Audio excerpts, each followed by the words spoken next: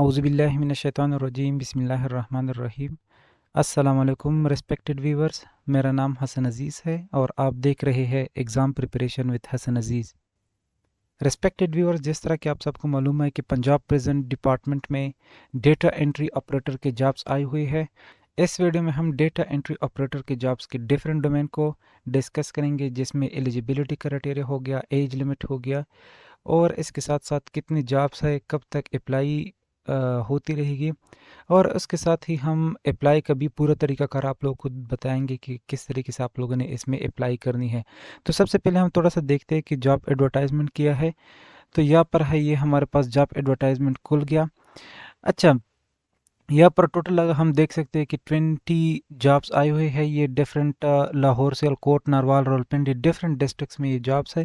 Qualification सिर्फ intermediate की ज़रूरत होती है, यानी एफईसी की ज़रूरत है, और उसके साथ साथ आप लोगों के पास कंप्यूटर कोर्सेज होने चाहिए, यानी डीआईटी वगैरह होनी चाहिए। तो इसके साथ साथ 6 मंथ की एक्सपीरियंस भी होनी चाहिए आप लोगों के साथ। और टाइपिंग की जो स्पीड है वो 40 वर्ड्स पर मिनट होने चाहिए, यानी 40 आरपीएम होना चाहिए आप लोगों का। ये हमारे पास है, ये पूरा एडवर्टाइजमेंट है, इसको आप लोग डिटेल से पढ़ भी सकते हो। अभी मैं आप लोगों को अप्लाई का पूरा तरीकाकार बताऊंगा कि आप लोगों ने अप्लाई किस तरीके से करनी है। तो यहाँ पर सबसे पहले हम आते हैं एप्लीकेशन फॉर्म के ऊपर क्लिक करेंगे। अच्छा, एप्लीकेशन फॉर्म हमारे साथ खुल गई है। अब यहाँ से इसको हमने डाउनलोड करना है और डाउनलोड करने के बाद हमने इस एप्लीकेशन फॉर्म को प्रिंट करके फिल कर देना है। कैसे फिल करना है वो मैं यहाँ पर आप लोग को बताऊंगा। सबसे पहले है name of the post. Name of the post में आप लोगों ने इस पोस्ट का नाम लिखना है, यानी डेटा एंट्री ऑपरेटर का आप लोगों ने यहाँ पर लिखना है। फिर दूसरे नंबर पर है नेम लिखना है, अपना जो डोमिसाइल नेम है वो लिखना है। फिर उसके बाद फादर नेम लिखना है, डेट ऑफ बर्थ यहाँ पर लिखनी है। फिर उसके बाद आप लोगों ने ओरिजिनल सी नंबर यहाँ पर लिखना होगा। फिर उसके बाद है रिलीजन यहाँ पर मेंशन करनी होगी। माइनॉरिटीज़ वाले अपना रिलीजन पुट करेंगे और मुस्लिम्स यहाँ पर अपना मुस्लिम लिख देंगे। फिर उसके बाद है डोमिसाइल डिस्ट्रिक्ट। अच्छा, डोमिसाइल डिस्ट्रिक्ट में ये है कि जो डिस्ट्रिक्ट्स यहाँ पर मेंशन है एडवर्टाइजमेंट में, सिर्फ उस डिस्ट्रिक्ट की डोमिसाइल वाले लोग इसमें अप्लाई कर सकते हैं, बाकी अप्लाई नहीं कर सकते। फिर उसके बाद है जेंडर। जेंडर लिखना है, फिर एज, ईयर्स, मंथ और डे इस हिसाब से आप लोगों ने लिखना है। प्रेजेंट पोस्टल एड्रेस फिर उसके बाद लिखनी है, यानी जहाँ पर आप रह रहे हो वहाँ का पोस्टल एड्रेस आप लोगों ने मेंशन करना है। पोस्टल एड्रेस में ये है कि आप लोगों ने कोई ऐसे जगह लिखना है जहाँ कोई अगर पोस्ट वगैरह आ जाए तो आप लोग वहाँ से रिसीव कर सको। फिर उसके बाद परमानेंट एड्रेस लिखना है। परमानेंट एड्रेस में जो सीएनएसी का एड्रेस है वही आप लोगों ने लिखना है। फिर उसके बाद है ईमेल एड्रेस। यहाँ पर आप लोगों ने कोई सा भी जो एक्टिव ईमेल हो वो पुट कर देना है। फिर उसके बाद होगा हमारे पास कॉन्टैक्ट या मोबाइल नंबर आप लोग का आ जाएगा। फिर उसके बाद है एजुकेशनल क्वालिफ़िकेशन। एजुकेशनल क्वालिफ़िकेशन में सबसे पहले हम मैट्रिकुलेशन से स्टार्ट करेंगे और उसका ईयर हम लिखेंगे कि किस ईयर में हमारा मैट्रिकुलेशन कंप्लीट हुआ था। फिर उसके बाद हम यूनिवर्सिटी या बोर्ड लिखेंगे। बोर्ड यहाँ पर मेंशन करना होगा कि फॉर एग्जांपल 22 लाहौर है या 22 फैसलाबाद है या 22 मुल्तान है। जहाँ से भी आप लोगों ने किया होगा वो आप लोगों ने मेंशन करना है। फिर लास्ट में आप लोगों ने ग्रेड मेंशन करना है कि आप लोगों का कौन सा ग्रेड था या डिवीज़न कौन सी थी, फर्स्ट डिवीज़न थी, सेकंड डिवीज़न थी या थर्ड डिवीज़न थी। फिर नेक्स्ट है एफईसी, या जिन लोग का एफए था या जिन लोग का एफसीएस था, तो वो यहाँ पर वो मेंशन कर सकते हैं। फिर उस तरीके से ईयर, फिर बोर्ड और फिर उसके बाद ग्रेड या डिवीज़न पुट करना होगा। फिर नेक्स्ट है बैचलर, अगर किसी के पास है तो वो पुट कर सकता है, या अगर किसी के पास कोई कंप्यूटर का डिप्लोमा वगैरह है तो वो यहाँ पर पुट कर सकता है। मैं पहले से ही आप लोगों को इन्फॉर्म किया हुआ है कि जो एजुकेशनल क्वालिफ़िकेशन की नीड है वो है एफईसी। अगर एफईसी तक आप लोगों के पास है, यानी 12th तक आप लोगों के पास है, चाहे वो एफए है या एफईसी है या एफसीएस है, तो आप लोग एहल हो इसके लिए। अच्छा, फिर नेक्स्ट है इसमें एक्सपीरियंस।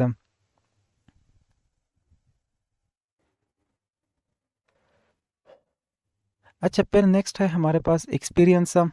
एक्सपीरियंस में आप लोगों ने यहाँ पर ऑर्गेनाइजेशन का नेम लिखना है जहाँ पर आप लोगों ने एक्सपीरियंस गेन किया हुआ है, जहाँ पर काम किया हुआ है, तो ऑर्गेनाइजेशन लिखना है। फिर उसके बाद है नंबर ऑफ़ ईयर्स, कितने ईयर्स तक आप लोगों ने वहाँ पर एक्सपीरियंस हासिल की है।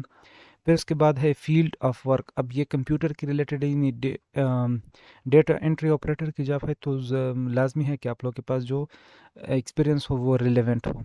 फिर उसके बाद डिजिग्नेशन आप लोगों ने मेंशन करनी है, तो इस तरीके से आप लोग अपना एक्सपीरियंस यहाँ पर ऐड कर सकते हो। फिर उसके बाद है हमारे पास कंप्यूटर लिटरेसी या स्किल्स, यानी कंप्यूटर के मुताबिक आप लोगों के पास कौन कौन से स्किल्स है वो स्किल्स आप लोगों ने यहाँ पर मेंशन कर देनी है। अच्छा, फिर है पोस्टिंग। अब यहाँ पर आप लोगों ने प्रायोरिटी देनी है, यानी सबसे पहले तो आप लोगों ने जो आप लोगों का डिस्ट्रिक्ट के अंदर जो जेल है वो डिस्ट्रिक्ट आप लोगों ने मेंशन करना है। फिर उसके बाद सेकंड प्रायोरिटी में लिख देना है, फॉर एग्जांपल किसी का लाहौर है तो वो फर्स्ट लाहौर लिख देगा यहाँ पर फर्स्ट में, सेकंड में फिर वो सियालकोट लिख सकता है। इस तरह ये जो करीबी करीबी जेल होते हैं उसके पर वो मेंशन कर सकता है, प्रायोरिटी दे सकता है कि फॉर एग्जांपल अगर मेरा पहले वाले में ना हुआ तो दूसरे वाले में, दूसरे वाले में ना हुआ तो तीसरे वाले में। इस तरीके से ये प्रायोरिटी होती है और वो प्रायोरिटी आप लोगों ने देनी है। अच्छा, फिर नेक्स्ट है आप लोगों ने यहाँ पर certified that the above information is correct, तो यहाँ पर आप लोगों ने साइन कर देना है, सिग्नेचर आप लोगों ने अपना सिग्नेचर कर देना है यहाँ पर, और यहाँ पर डेट मेंशन करना है। अब डेट आप लोगों ने वो डेट लिखनी है जो आप लोग जिस दिन आप इस एप्लीकेशन को फिल करके डाक के ज़रिए वहाँ पर भेज रहे हो, ऑफिस में भेज रहे हो, तो वो वाली तारीख आप लोगों ने यहाँ पर मेंशन करनी है। अच्छा, अब यहाँ पर है चेक लिस्ट। सबसे पहले आप लोगों ने CNAC देना है और भेजना भी है। फिर है पिक्चर्स, फिर उसके बाद है डोमिसाइल सर्टिफिकेट, फिर है मास्टर डिग्री अगर आप लोग के पास है तो वो भी यहाँ पर टिक कर दे, अगर बैचलर की डिग्री है तो वो पुट कर दे, या इंटरमीडिएट की जो सर्टिफिकेट वगैरह है वो यहाँ पर क्लिक कर सकते हो। यहाँ पर ये जो चेक लिस्ट दिया गया है ना, ये इसमें जितनी भी जो चीज़ें हैं वो सब आप लोगों ने, अगर कोई भी आप लोग के पास इसके मुताबिक है तो वो आप लोग यहाँ पर टिक कर सकते हो और फिर टिक करके वो आप लोग बेच सकते हो। उसके बाद है रीज़न फॉर रिजेक्शन। ये फिर हमारे हिस्से का काम नहीं है, ये डिपार्टमेंट का काम है कि अगर वो कि फॉर एग्जांपल किसी बंदे को रिजेक्ट करता है तो वो किन बेसिस के ऊपर करेगा, उसकी रीज़न वो यहाँ पर लिखेगा। लेकिन लास्ट में फिर आप लोगों ने यहाँ पर एक दस्तखत करना होगा, ये सिग्नेचर ऑफ एप्लीकेंट। फिर उसके बाद है काउंटर इंचार्ज, ये फिर आप लोग का नहीं है, ये वो डिपार्टमेंट वाला है तो वो इसके ऊपर सिग्नेचर करेंगे।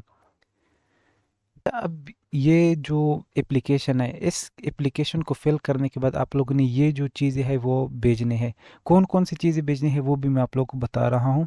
सबसे पहले तो ये जो फॉर्म है, इस फॉर्म को फिल करके आप लोगों ने भेजना है। इसके साथ 2 अदद पासपोर्ट साइज़ तस्वीर भी आप लोगों ने साथ में चिपकाने हैं। फिर उसके बाद है कंप्यूटराइज्ड कौमी शनाख्ती कार्ड, जो आप लोग का शनाख्ती कार्ड है उसकी एक फ़ोटोकॉपी भी भेजनी है। डोमिसाइल भी आप लोगों ने भेजना है। काबिलियत व अहलियत के बारे में असनाद की मुसद्दिक़ नकूल नीचे दिए गए किसी भी एड्रेस पर भिजवाया या जमा करवाया जा सकता है। अब यहाँ पर ये जो कौमी शनाख्ती कार्ड है, डोमिसाइल, ये तो हो गया। अब काबिलियत व अहलियत में क्या आता है? काबिलियत और अहलियत में आप लोग की जो एजुकेशनल क्वालिफ़िकेशन है, जो एजुकेशनल असनाद है, आप लोगों के सर्टिफिकेट्स है जितनी भी, या जो डिग्रीज़ वगैरह है, उसकी जो फ़ोटो कापीज़ है उसको आप लोगों ने अटेस्ट करवाना है। सब चीज़ों के जो सब चीज़ों का आप लोगों ने अटेस्टेशन करवानी है, किसी से मतलब तस्दीक करवानी है, किसी भी 17 स्केल के ऑफिसर से उसकी तस्दीक करवानी है, और उन सब की तस्दीक करवा के फिर इस एप्लीकेशन के साथ ये सारे डॉक्यूमेंट्स आप लोगों ने अटैच करवाने हैं। उसको अटैच करवाने के बाद आप लोगों ने इन एड्रेस में से किसी भी एड्रेस के ऊपर फिर आप लोग भेज सकते हो। और बेचने का तरीका ये है कि आप लोग 2 तरीक़ों से बेच सकते हो, या तो आप लोग खुद ऑफ़िस जाके इस एड्रेस पे जाके वहाँ पर जमा कर सकते हो, या दूसरा तरीक़ाकार ये है कि आप लोग पोस्ट के ज़रिए इसको बेच सकते हो। लेकिन आप लोगों ने 10 तारीख इसकी लास्ट डेट है, तो 10 अप्रैल से पहले आप लोगों ने ये जो एप्लीकेशन है ये जमा करवाने हैं। उसके बाद कोई भी एप्लीकेशन मद्देनज़र नहीं होगा। होप कि आप लोगों का भी पूरा तरीक़ाकार की समझ आ गई होगी। अगर फिर भी कोई मसला हुआ, किसी जगह पर आप लोगों को समझ नहीं आ रही है, तो आप लोग कमेंट करके मुझसे पूछ सकते हो। अब मैं कोशिश करूँगा कि मैं टाइमली उसका जवाब दे दूँ ताकि आप लोगों को कोई भी मसला दरपेश ना हो। इसके साथ ही अपना बहुत सारा ख्याल रखिएगा। अल्लाह हाफ़िज़।